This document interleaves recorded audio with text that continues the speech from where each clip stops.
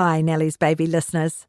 If you're after another podcast about the search for family members, then RNZ's latest could be just what you've been looking for. I'm Liz Garton, an RNZ podcast producer, and I've been working with documentary filmmaker Rita Attwood on The Sound of My Father.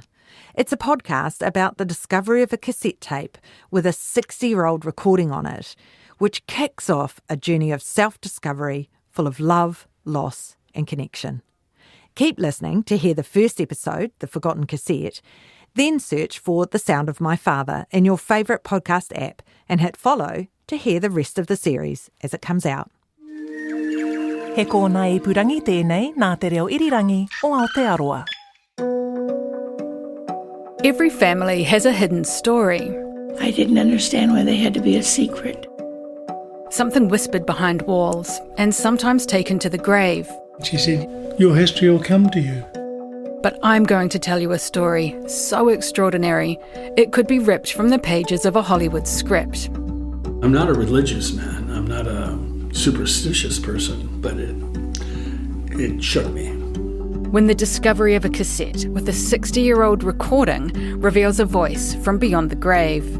I don't know when it was last listened to, if it's ever been listened to. I just have no idea. It's in reasonable condition. A message from an American Marine stationed in Aotearoa during World War II, who left behind a legacy, a son. I never heard his voice. No, I've never heard Don's voice at all. Whose untold story will shine a light on a forgotten piece of our history. The thousands of sons and daughters born to US servicemen during World War II.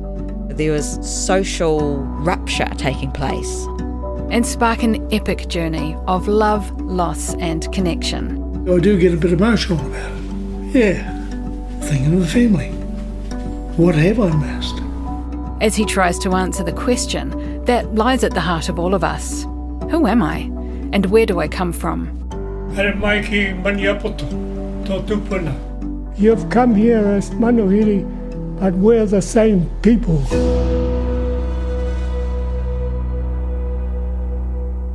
I'm Rita Attwood, and this is The Sound of My Father by Riotworks and RNZ. He was very much a secret. They didn't know about me at all. Meet John Court, an 80-year-old plumber and former rugby player from Tāmaki Makaurau, Auckland, with a big story to tell. The family only knew about me in the 80s. And a sometimes colourful way with words. I said, well, you can tell Wahine to stick his team up his arse. I don't play second fiddle to anybody. Now, John was adopted, so had no idea about any of the facts related to his birth for decades.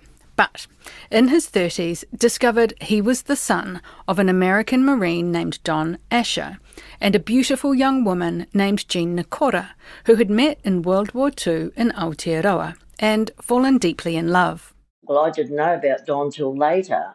That was the love of Mum's life. He really was. This is Lynn, one of Jean's younger children. She's an absolute firecracker of a woman, and you're going to get to know her much better over the course of the podcast. Mum was very private. She was very quiet about things. Because she did love him. She really did. John never met his birth father, and putting the puzzle together of his identity has been a lifelong journey, and one I'm particularly close to because John is my stepdad and has been for over 40 years. John and I, we're tight, and over those 40 years I've witnessed so much heartbreak, loss and aroha connected to John's history, I knew I wanted to record it in some way. That's because I'm a TV director, and I've been making documentaries here and in the UK for over 20 years. But John's story is the big one I'd always wanted to tell. And as the years went on, I knew I needed to make it happen before it was too late. The knowledge is disappearing, and you can't get it back. I'd always been aware that John had a box of treasures connected to his history, letters and photos from another time. But I also felt that those treasures were private and not something I could delve into for fun. But a little while ago, I was researching another project on war babies, which made me a bit bolder. So one morning, I drove out to our family home in Howard, East Auckland, and asked to take a look. Hi. How are you? Good. How are you? Good. Yeah? I'm the middle of 3 girls, so John calls me number 2. Hey, Mum, do you think I could look at those letters? Yeah, sure. I'll just go. Do you know where they are? I'll just go and find them. I think I know where they are. John's laughing in the background because finding something quickly in our house is easier said than done. But I follow Mum down the hallway and into their walk-in wardrobe, feeling tentatively hopeful. Got into the mess, Rita, sorry. My mum's name is Jill, and when we do sit down for a proper interview in the not-too-distant future, I will find out that interviewing your own mum for a podcast is kind of like trying to tame a wild horse who keeps bolting. So we're not going to go there yet. We're not going to go there yet, okay? Just chronology. Moving too fast. You are moving too fast. You've leapfrogged some very important parts of the story. Okay. But for now, she's behaving. And in the wardrobe, Mum opens one cupboard, and then another, and finally hands me a purse. Oh, here they are. Ah, it's a brocaded bag, possibly an evening bag, the type you might have taken to dances under your arm decades ago. It would have once been white, but has seen better days. Wow. Yeah, lots of history. I take the purse away with me and start nosing through it. As expected, there are heaps of photos and letters, but I'm absolutely gobsmacked when I find a cassette. That's crazy. It's a black Memorex tape, clearly from another time, the type you popped into your ghetto blaster back in the 80s. Its label would have been white back in the day, but is now a sort of mottled grey. And the label reads to Jean and John, November 81 and 68. I don't know quite what that means, but I do know there's only one person this could be from. John's birth father, Don Asher. A man John had never met. This felt momentous to me, a voice from another time with a message for his son, and I immediately started imagining what could be on that cassette. I'd never heard anything about it before, and I wanted to know what John thought. I whip around to my sister's place, where John's in the middle of building a shed, and when it's time for a tea break, John comes upstairs. We put the kettle on. Want a cup of tea? I'd love a cup of tea. I might have a coffee, actually. And I hit him with this bombshell. I don't remember a tape at all. It was in the letters, in all the letters I showed you it. Really? Never seen it. No, because it says to Jean and John. 68. Yeah, so 68 and 81, so he must have Shit. kept it all those years and then recorded again in 81, do you think? Must have. Must have. What it says, I don't know. We've never listened to it. So you've not seen it? No. I don't remember it at all. Don't remember it. How do you feel about what could be on it? I mean, it's what it is what it is. It's his voice, right? Have you ever heard? No, I've never heard Don's voice at all. You've never heard Don's voice? Yeah. The idea that we have a recording of John's father's voice in our hands, a voice he'd never heard, from a man he'd never met, I honestly find just so emotional and so mysterious. All this time has passed, decades, and we have no idea what's on that tape. No idea what sort of impact it could have or how it's going to affect John. You're probably wondering why we didn't chuck the cassette into a tape player straight away. Well, firstly, none of us had one. Those ghetto blasters were long gone. But more importantly, I knew that with an old tape, a 60-year-old recording, we had to be careful with how we handle it. And given it was such a taonga, a treasure, I wanted to make sure I took it to an expert. And that was going to take some arranging. Well, I'm going to get it digitised and I'm going to listen to it first. Is that okay? Yeah? Just so we know what's on it. I tracked down some pros who can safely digitise the tape. And when I finally sit down with them a couple of weeks later, I find myself riddled with anxiety. I think I've built this up as something huge. I don't know whether it is.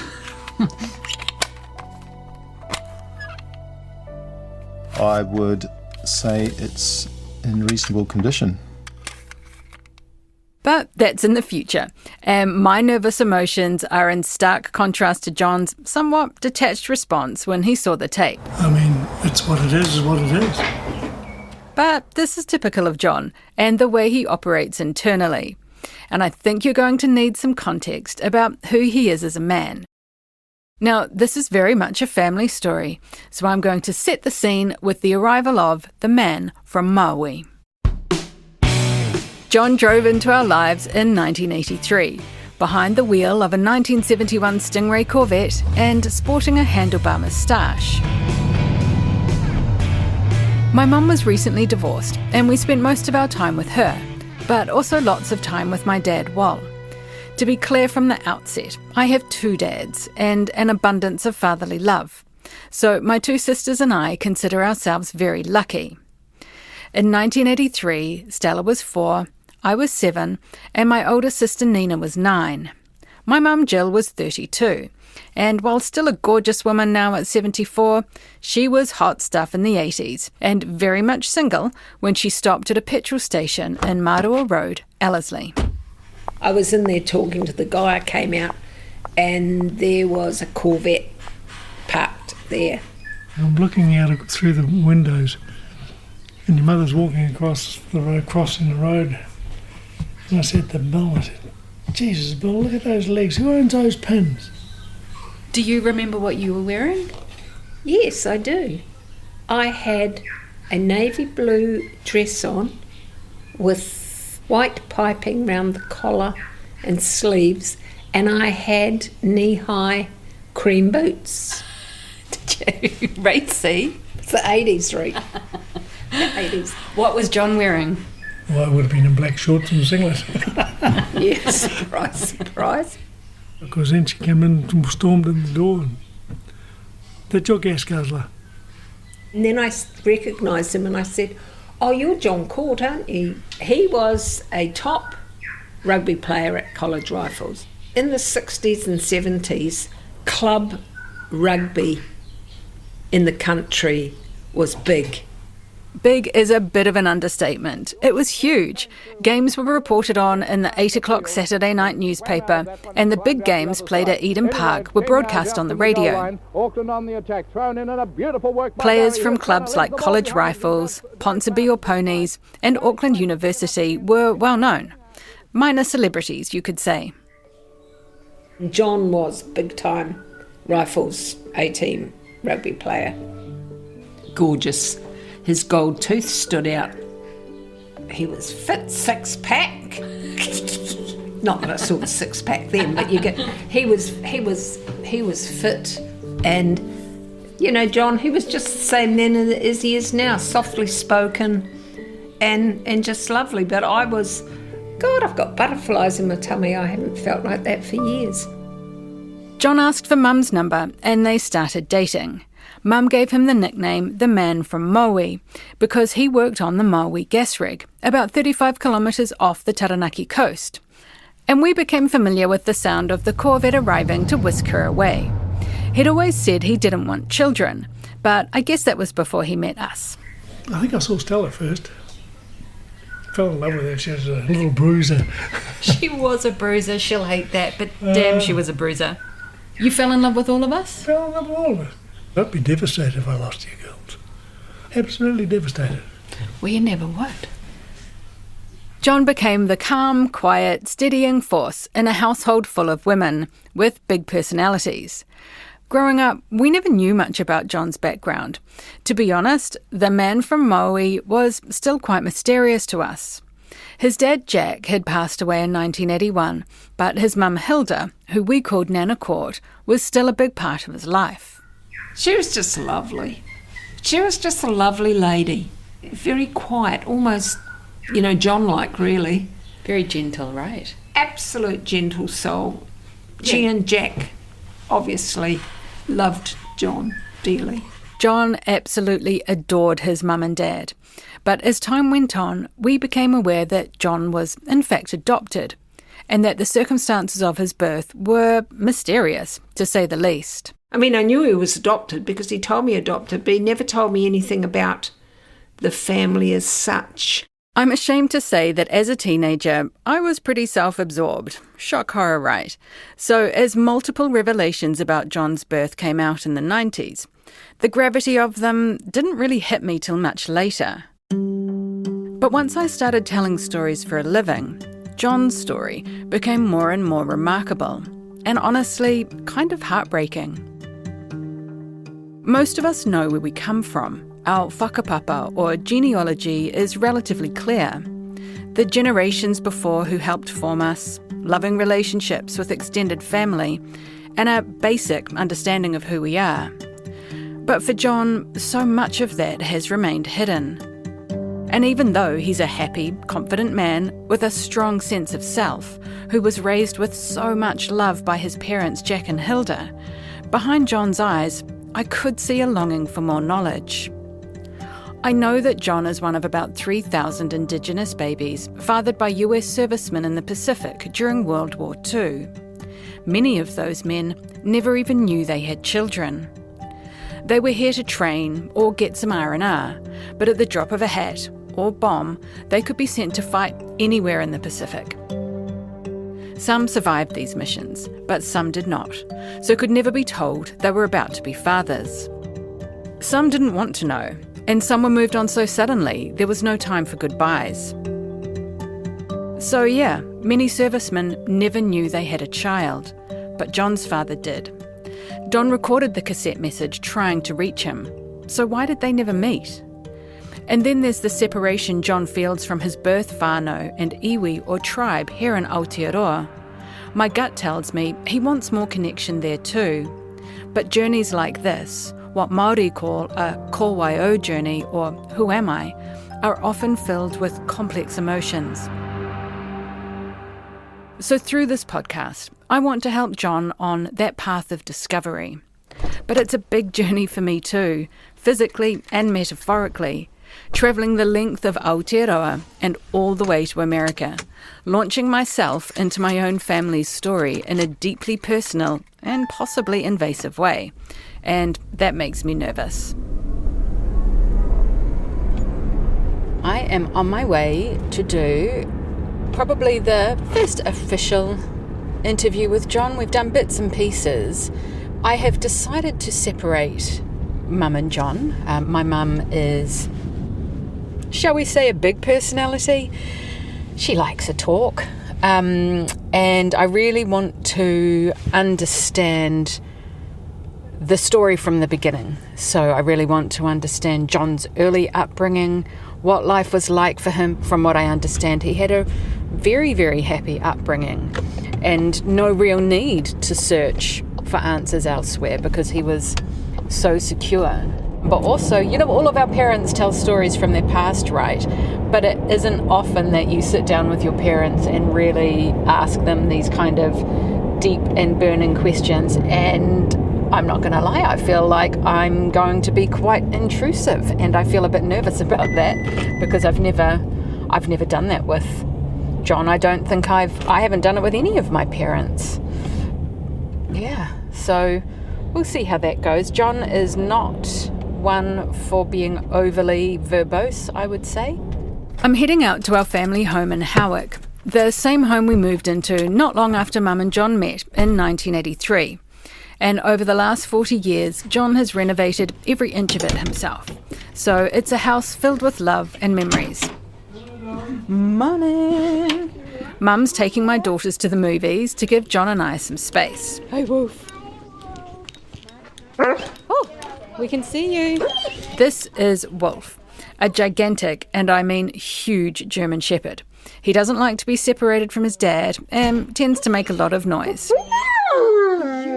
To paint a picture, John is 6'1", still working as a plumber and drain layer at 80, drives a huge black pickup-style truck, was known as an enforcer on the rugby pitch, and is not that used to talking about his feelings, something I'm going to be asking a lot of over the course of the podcast. So this is your microphone, John. Mm-hmm. So we're going to probably sit forward a little bit, if that's comfy. Yep. There's only one way you're going to understand the intricacies of John's journey, and that's by going back to the very beginning. So I'm going to ask you to join me way back in 1945, when, just before Christmas, in an unexpected turn of events for everyone involved, a young baby spent his first night with Jack and Hilda Court in New Lynn, West Auckland. I remember Mum saying to me, we had to keep you in the top drawer because we didn't have a cot or anything for you. And your father had to push the pram from Avondale to New Lynn with no baby inside it, and everyone was wanting to stop and have a look at the baby. How old were Mum and Dad, Jack and Hilda? Mum would have to be in her very early 20s, so I must have decided before then that they couldn't have children. We can't be certain at what point Hilda and Jack realised they couldn't have their own children, but we do know that when the possibility of a baby presented itself, they had no reservations. Now, in a story this old, with questionable records, there are two very different versions of how John came to be with Jack and Hilda that night, so I'm just going to concentrate on the facts we know for sure. The Japanese have accepted our terms fully. This, ladies and gentlemen, is the end of the Second World War. We've got a letter from Jean Nakora, who states she gave birth to John on November 16th, 1945, 3 months after the Japanese surrendered in World War II. Now, in this letter, it's clear just how much Jean loved her baby. This is an excerpt of that letter read by an actor. He was lovely. You will never know the joy and happiness it gave me to hold him close in my arms. It's something I cannot explain. I'm not going to tell you who this letter is to yet, but I promise we'll get there a little later on. What I can tell you is that being an unwed mother in 1945 was a grim prospect. There was no state support and huge social stigma. So, faced with this uncertainty, Jean did what I can imagine felt like the only option. She gave her baby up to be cared for by another family. After turning it over and over in my mind, I had to give him up. It nearly broke my heart. It was hard, but had to do it for the kid's sake. Mr. and Mrs. Court are wonderful and think the sun shines out of John. That is the name they gave him. Reading Jean's letter is heartbreaking. As a mum, I can only imagine what she was going through at that time. Now again, I haven't been able to verify the exact circumstances of how John came to be in Jack and Hilda's care. But what is clear is that this couple, who couldn't have their own children, loved him dearly. They can't have been married too long at this point. We've got photos of them on their wedding day, both beautiful with shy smiles, cutting the cake, their whole lives ahead of them. We believe at the time that Hilda was 21 and Jack 24. They'd both been born in Northland, Hilda in Kaihu near Dargaville and Jack in Kaitaia. John's not sure of Hilda's whakapapa, but we know Jack's iwi was Ngāpui. And while they weren't prepared for John, it was love at first sight. This beautiful little boy, clearly Māori, but whose bright blue eyes revealed a secret. Tell me about your mum. You know, what are some of your earliest memories of her? What sort of mum was she? She was a very loving mum, very protective mum. Always worried about whether I was clean. Apparently my other relations used to think she was a little bit OCD because she kept on putting clean clothes on me. Because I'd go out and play and come back and I'd be doing so, I'd get a change of clothes. I can remember she was always oiling me, always. I think it just become... a basted piece of meat. And, ready to chuck in the oven. Yeah. Taught me how to iron, taught me to sew and dance. She taught me to dance. Oh, did she? You love to dance? How old would you have been when she was teaching you to dance? I was at intermediate, so I would have been about 11. Oh, that's so cute. I love that. Honestly, I absolutely love this image of John learning to dance with his mum in their living room in Glen Innes. I still remember the way Hilda's face absolutely radiated love when she saw John, and I can just see the two of them together. And as far as my father went, everyone referred to me as their Hucky's piece of gold. Why do you think they called you Hucky's piece of gold? Well, that was Maori name for Jack. They couldn't have children, and I was a son, and And him being the eldest son, the ramifications for me is that I was going to be the eldest son of the eldest son, which has a lot of bearing in marriedom. What did he do for a job? He laboured. Or truck drive, or drove bulldozers. And I think that's probably where I picked up. I could drive a bulldozer and a truck before I could drive a car. Would you go to work with him? And yes. Especially when we were on holidays, school holidays, and I was with him. Always with him. I got a lot of his ethics, I suppose, from him, and my mum. They couldn't help me education-wise because Mum never ever went to college, neither did my father. I think it was Standard 4 was about it. Although she didn't have a lot of education, she had a lot of other knowledge. She prepared me for the world. Her mantra was, you don't have to be rich to be clean. You do not have to be rich to have manners. You have those two things and you'll be able to go anywhere you like. Was life economically tough for your mum and dad? We didn't have any leftover money. We didn't starve. I mean, I didn't have a pair of shoes until I went to college. I can remember having sandals, which I hated. John tells me he spent lots of time with his cousins, aunts and uncles on his dad's side of the family, who lived nearby in Avondale, but were from Waimate North in Northland. I spent quite a lot of time up there on the farm. While we're up there, we either come back with meat or whatever. So yes, although we never had a lot of money, we never ever went hungry. My grandmother, I'd arrive up north and she'd know me, I'd be coming and she'd be baking bread for me. And this is Jack's mum? Yeah, and making me an apple pie. And the grandfather was still alive, but he was deaf. Couldn't creep up on him, even in the middle of the night. He'd be creep. You're on there? How to make on there? So I've never heard you talk about Jack's parents. Yeah. Did you have a close relationship with them? Very close. Because I used to go up there most Christmas, most holidays. I was put on the Herald bus. So your granddad would speak Māori to you, little bits and pieces that you understood or more? Or? Yeah. And that was his first language? Yeah. He understood English very well. You had to speak slowly. John spent lots of time on his family marae up north, but wasn't raised speaking te reo Māori. And this is something he grapples with and will come up time and time again in our chats.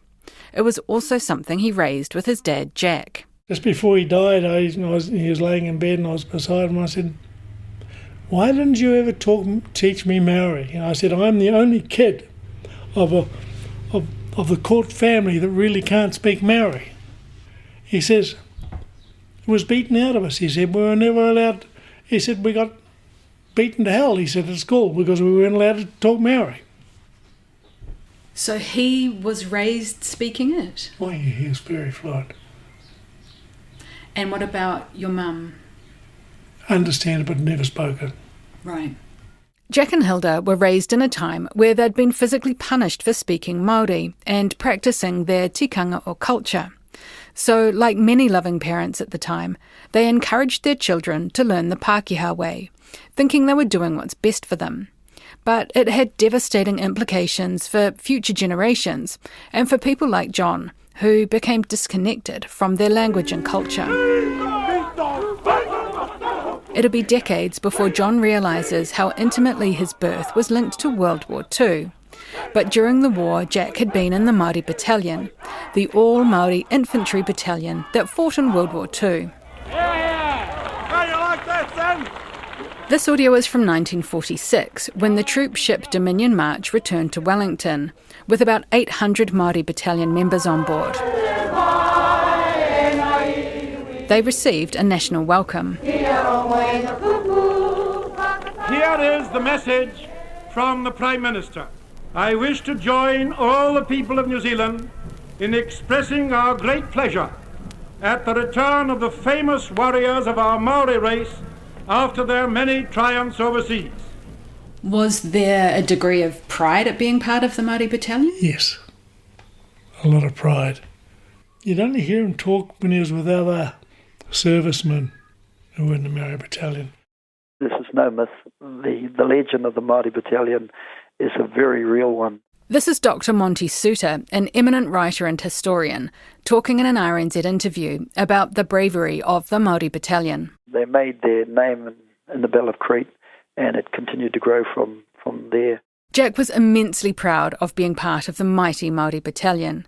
But John has vivid memories of how Jack's treatment on the return to Aotearoa affected him. We were coming back from Pai here one day, and all of a sudden he said, "Stop the car."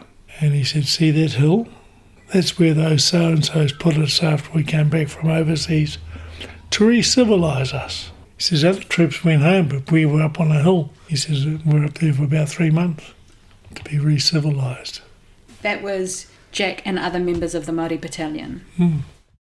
This is very much an anecdotal account, but there's a lot of historical evidence that the treatment of Māori and Pākehā soldiers on their return was vastly disparate.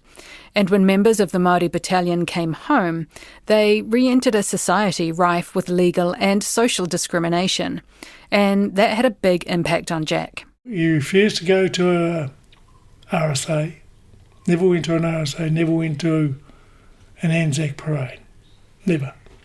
Why do you think that was? I think he was just so disillusioned, I think. With the way he was treated when he came back? Yeah.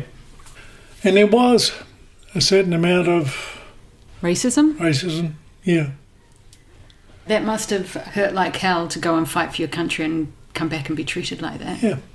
How do you think the war impacted him? Like, did he have a tough exterior? How? Oh, he was a hard man. He was a very hard man. He never ever struck me. Mum never ever raised her voice. Never. Wow.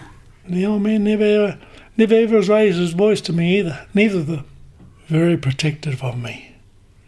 The brothers were frightened of him because they used to tease me. Because of my temper, they used to tease me.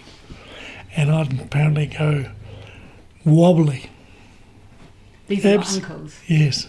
Yeah, because they teased me because they wanted to see me go. They wanted to see you blow your top. Blow my top, yeah. And then all of a sudden say, yeah, Hucky's coming. And then the money would come out to try and shut me up.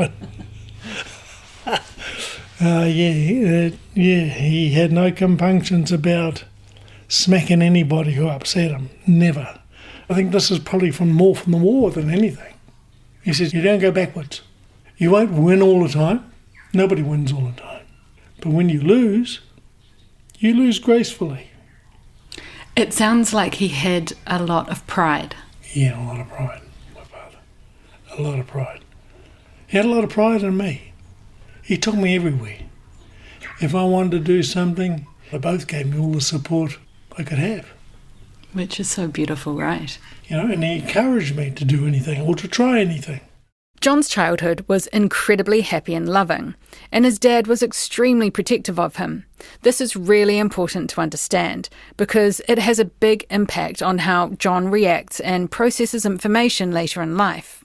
I was very, very happy. I felt very loved from both parents. I mean, I couldn't have wished for a better mum and dad. I mean, we had nothing, but that cost nothing as far as mum was concerned. Yeah, love is free. There was always family around. Aunties, uncles, cousins. So the presence of an Auntie Jean didn't register as anything out of the ordinary to a young, busy boy. I was aware of her probably when I was about maybe 6, 7. Apparently she used to be around quite a bit in my younger years. It didn't go down very well with the old man, apparently, that Jean was around seeing me and apparently taking me out for walks and whatever. The old man wasn't very happy about that. Do you remember those walks or her presence? I don't remember a lot. No real sort of recollection until later. It wasn't until GI that I remember her, because this is Auntie Jean. GI is short for Glen Innes, an East Auckland suburb. Now, John's adoption papers state Jack and Hilda formally adopted John when he was around 18 months old. But based on photos of John and Jean together when he was young, it's clear some sort of informal agreement was made where Jean was still able to spend time with John. We'll delve into this more in a later episode, but according to John, over time, Jack became more and more protective, and when John was around 7, his dad put a stop to Jean's visits. When we moved to GI, apparently the old man wouldn't let Mum tell her where we were. And it wasn't until Mum went up to GI and she ran into Jean. When Hilda and Jean ran into each other at the Glen Innes shops, about 5 or 6 years would have passed, so John would have been around 12 or 13. And though it was likely unknown to Jack, the visits started again. I'd come home, see, and there was, we'll come in here and say hello to your Auntie Jean. Would she be there on her own or as part of a group? No, on her own. Talking to Hilda, talking to your mum. Yeah, never there when the old man was here. The old man wasn't very happy about that. He wasn't happy about sharing me with anybody. John had no inkling whatsoever, I mean none, that Jean was in fact his birth mother. So when he was hit with some bombshell news around 13, there was no reason for him to make any connections at this point. I think we were playing cricket out the front, and the next minute the old man sticking his head out the window and come inside. Mum sitting there crying, and I got a little bit distressed too as to why she was crying. And she said, there's been a bit of an argument in the family, and the family are threatening to tell you something. And so we better tell you. You are adopted. We're not your biological parents. He got out of the chair, grabbed me, gave me a big hug. I said, okay.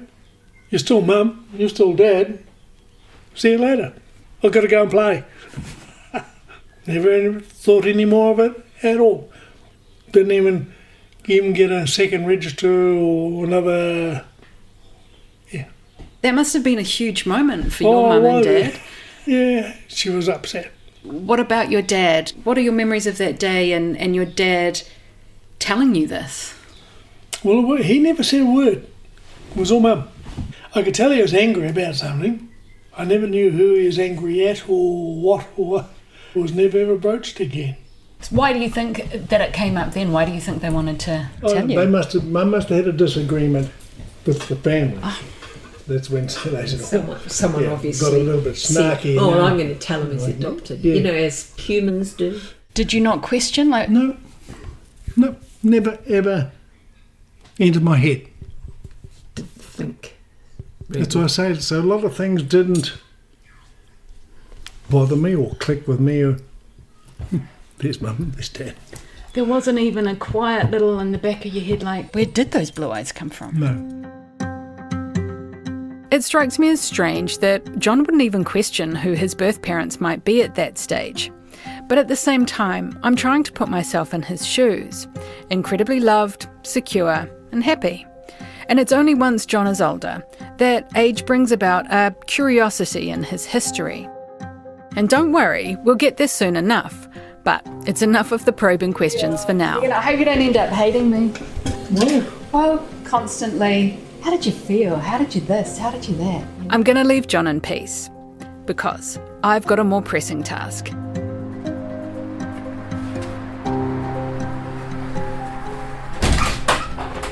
I'm at Industry Studio in Grey Lynn, tape in hand and emotions running high. I've got the cassette, I've got it in a plastic folder. I'm feeling really nervous. I'm feeling nervous for lots of reasons, I think. I am nervous because what if the sound isn't retrievable? Yeah, what if the tape's damaged? What if it's just so long that it snaps? I don't know. I just don't know what could happen with it.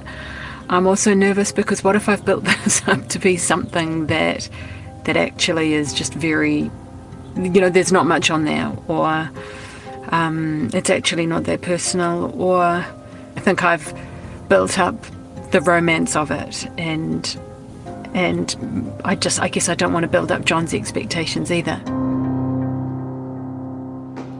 The sound studio's in an old industrial building, And I make my way up to the top floor to meet Jason Fox, a sound engineer, and Brian Olding, a TV broadcast engineer.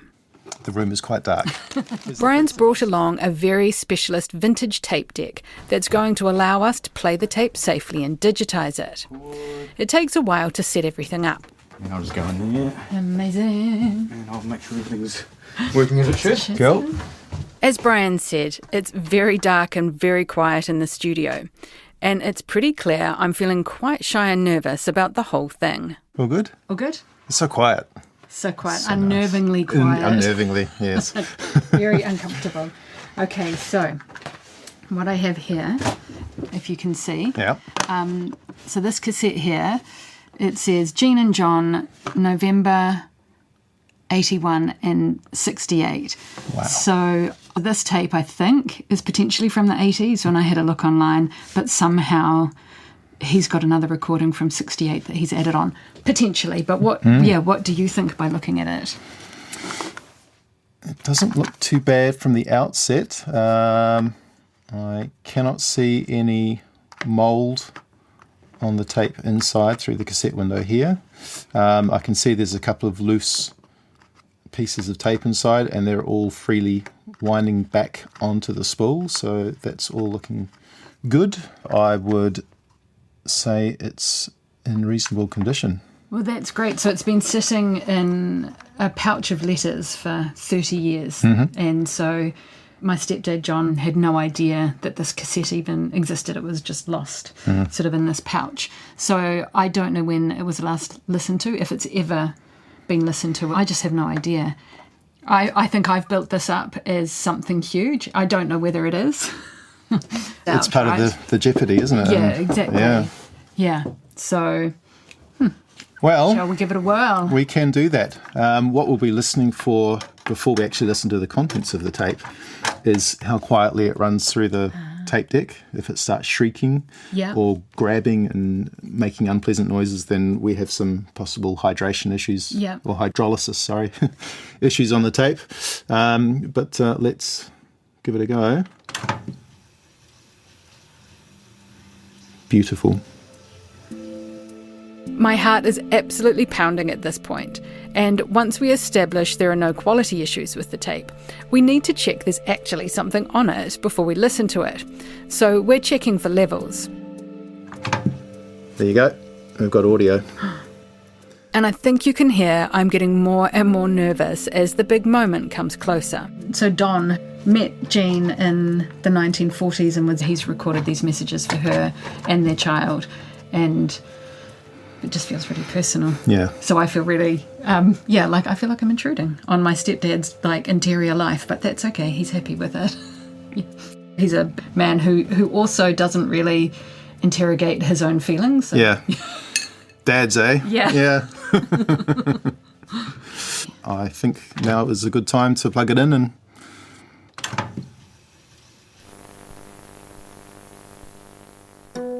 But you'll have to keep listening to find out what's on that tape. And in the next episode... Met a lady the other night at a party. I wanted to ask her out. The secret of John's birth is about to be revealed in the most unlikely of ways. She said, you can't go down that street. Her mother is your real mother. As we start to unravel a decades-old mystery. The level of secrecy is quite high. And American military command didn't want to admit to paternity.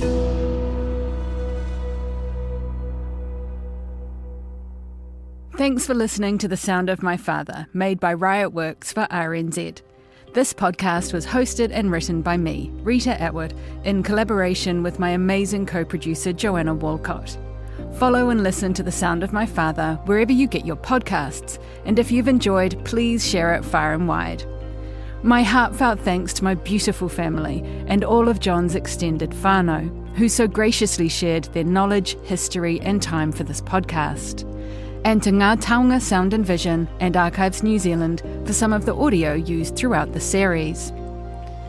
A massive mihi to Eugene, the cultural advisor and vital collaborator on the project, and to Brian Olding and Jason Fox for digitising the tape with such care. The voice actor in this episode was Akushla Tare Kupe, And of course, a huge thanks to the incredible team at RNZ. The wonderful Liz Garton was the producer. The audio engineers of this episode were Rangi Powick and Ali Marsden, and Jane Joyce was the graphic designer. Tim Watkin is RNZ's executive editor audio, and Brianna Juritich-Grieg is the production coordinator.